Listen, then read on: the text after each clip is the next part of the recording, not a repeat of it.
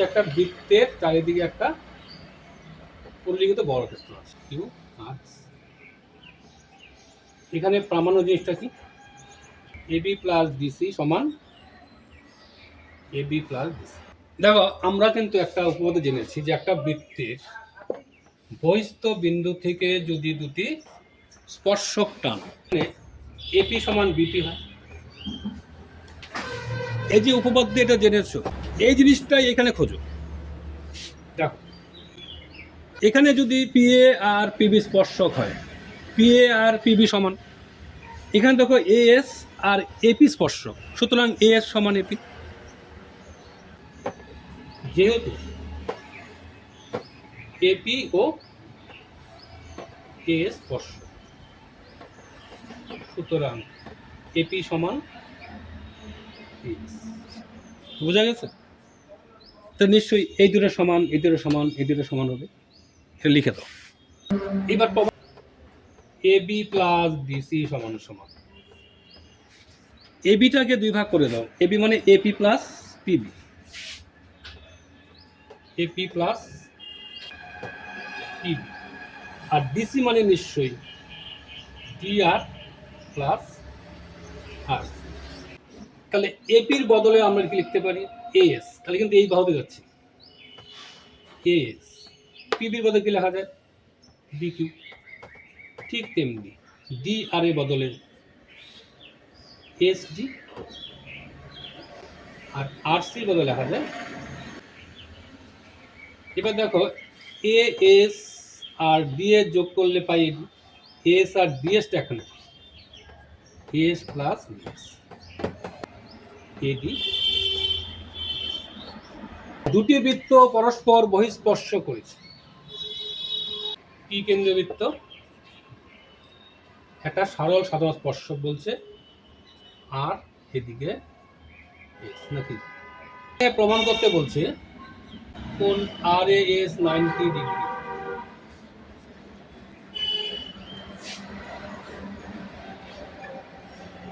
এটা অঙ্কন করো। এ বিন্দু দিয়ে একটা সাধারণ স্পর্শক টানলাম যা আর এস কে টি বিন্দুতে ছেদ করেছে, সোজা প্রমাণে আসে। দেখো এটার ক্ষেত্রে নিশ্চয়ই টি আর আর টি এ স্পর্শক, তাই না? যেহেতু টি কেন্দ্রীয় বৃত্তে ও টি এ স্পর্শক, সুতরাং টি এ সমান কি হবে টি আর। এদিকে দেখো এদিকে একটা সমান সমান টি। আচ্ছা এবার এই ত্রিভুজটা ভাবো, ত্রিভুজ আর টি এর যেহেতু আর টি সমান টি এ, সুতরাং নিশ্চয় তাহলে এই কোণ সমান টি এ আর সমান সমান টি আর এ।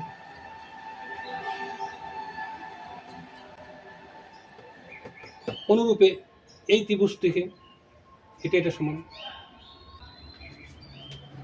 এখন যোগ করে দাও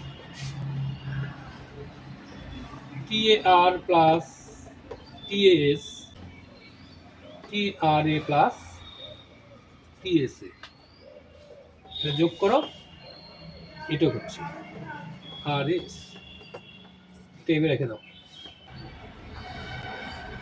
এই দুটো কোণ দেখো, এই ত্রিভুজটার এই কোণ তাহলে যদি আমি এই কোণটা যোগ করে দিই আর এস, ত্রিভুজের তিনটে কোণ হয়ে যাচ্ছে 180, এদিকে 2 আর এস হয়ে যাবে টি আর এ, অর্থাৎ উভয় পক্ষে আর এস যোগ করে দিলাম 80 ডিগ্রি, সুতরাং আর এস সমান তাহলে। এবার দেখো সদৃশের এখানে দেওয়া আছে ত্রিভুজ এবিসি এর ডিএ বাই বিডি সমান এ বাই ইসি, কোন কথা এটি সমদ্বিবাহু। দেখো এই জিনিসটা আমরা কখন লিখতে পারি, মানে এটা বাই এটা সমান এটা বাই এটা কখন হয়? যদি বি সমান্তরাল বিসি হয়, এটা যদি হয় তা যেহেতু এমন দেওয়া আছে সুতরাং এই দুটো সমান্তরাল সমান। প্রথমে এটা বল, যেহেতু ডিএ বাই বিডি সমান এ বাই সি, সুতরাং ডি সমান্তরাল বিসি।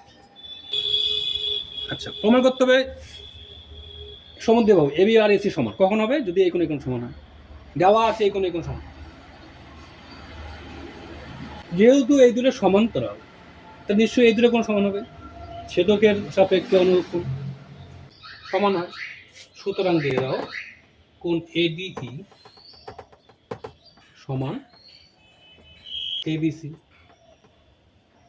আবার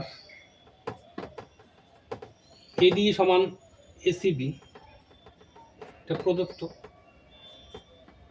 হয়ে গেল। সুতরাং এদের সমান, আবার এদের সমান, সুতরাং এদের সমান। তাহলে এবি সমান এসি, সুতরাং ত্রিভুজ এবি সমদ্বিবাহু। এইটা আবার দেওয়া আছে, লম্ব আছে বিসির উপর, বিডি বাই ডিএ সমান ডিএ বাই ডিসি। আচ্ছা, আমরা সদৃশ উপপাদ্য দেখলাম না, যে যখন সদৃশ হয় আর কি, ধরো এটার সাথে ধরো এবিসি বা এটার সাথে এবিসি, তখন এইভাবে আমি অনুরূপ বাহু সমানুপাতে আছে লিখতে পারি।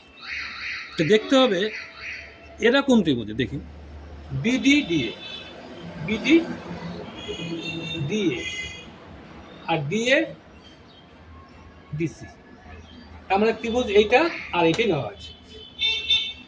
এই দুটা ত্রিভুজের অনুরূপ বাহু সমানুপাতে আছে, সমানুপাতে আছে এ লম্বের সাপেক্ষে, সুতরাং এরা সদৃশ। এবার দেখো, যেহেতু বিডি বাই ডিএ, সুতরাং ত্রিভুজ এবিডি ও ত্রিভুজ এডিসি সদৃশ। সদৃশ যদি হয় অনুরূপ কোণ সমান হবে স্বাভাবিক। অনুরূপ কোণ কোনটা হয়? নিশ্চয়ই এটার সাথে এইটা, আর এটার সাথে নিয়ে নাও এসিডি ডিএসি, যোগ করো বিইডির সাথে যোগ করলাম ডিএসি, কোণ এসিডি প্লাস এবিডি। কেন যোগ করলাম? তাহলে আমি এই কোণটা পাচ্ছি। এদিকে এসিডি আর এবিডি যা আছে তাই থাকুন। দেখো এখানে এসিডি আর এবিডি ত্রিভুজের দুইটা কোণ, তার মানে বিএসিটা যদি এখানে যোগ করে দিই তাহলে এখানে 180 হবে, তার মানে এদিকে 2 বিএসি হয়ে যাবে, এটা 180 ডিগ্রি।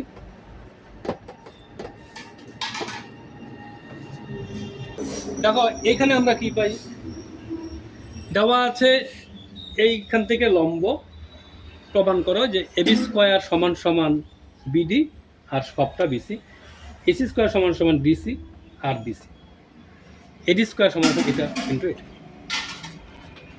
আমরা 1 নম্বরটা আসি, AB BD DC, AB BD DC, তার মানে এখানে ত্রিভুজ এবিডি ও ত্রিভুজ এবিসি সদৃশ। এখান থেকে শুরু করো, অনুরূপ বাহুগুলি সমানুপাতে আছে। আগে সমকোণ নিয়ে নাও, এটা সমকোণ, এটা অতিভুজ এবি, আর সবটা সমকোণ এটা অতিভুজ বিসি। একই কোণ, এর বিপরীতে এডি, সবটার ক্ষেত্রে এসি। বাকি থাকলো এই কোণটা আর এইটা, এর বিপরীতে আছে বিডি, এর বিপরীতে বজ্রকোণ করে এবি স্কোয়ার সমান সমান বিসি। বাকি দুইটা নিজে করো, পিএন লম্ব প্রমাণ করো পিবি স্কোয়ার সমান এবি বিএন। আগে দেখো কোন দুটা ত্রিভুজ সদৃশ। পিবি স্কোয়ার, তার মানে পিবি আছে, এবি বিএন, তার মানে কি ত্রিভুজ এইটা আর বড়টা। ওটা হচ্ছে সদৃশ কেন? সমকোণী বিন্দু থেকে যদি লম্ব হয় তবেই সদৃশ হয়। এটা সমকোণ কিনা বলা নেই, এটা দেখাও আগে। যেহেতু এবি ব্যাস, সুতরাং কোণ পে 90 ডিগ্রি। সুতরাং বলতে পারো এখন অনুভব বাহুগুলির সমানুপাতিক লেখো। আগে সমকোণ নিয়ে নেই। এ পি বি সমকোণ হচ্ছে এ বি, আর পিবিএন এর সমকোণ যেহেতু এটা পিবি। একই কোণ এইটা, বিপরীতে বড়টার ক্ষেত্রে এপি, এটার ক্ষেত্রে পিএ।